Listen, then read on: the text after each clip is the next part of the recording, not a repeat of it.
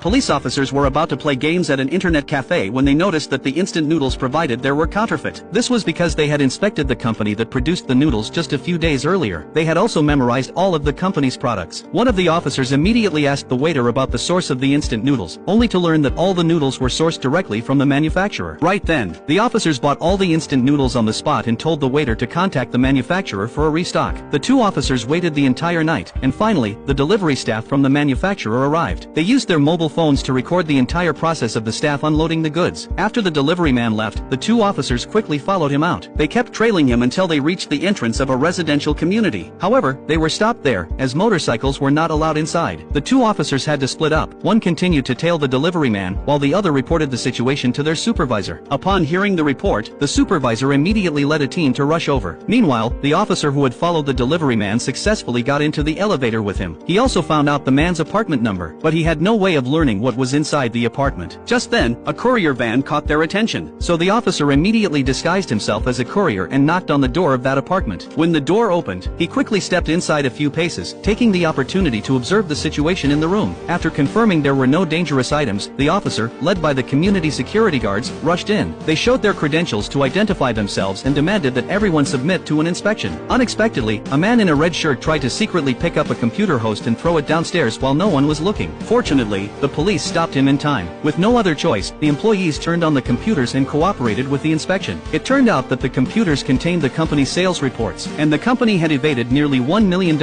in taxes. This time, they were in big trouble.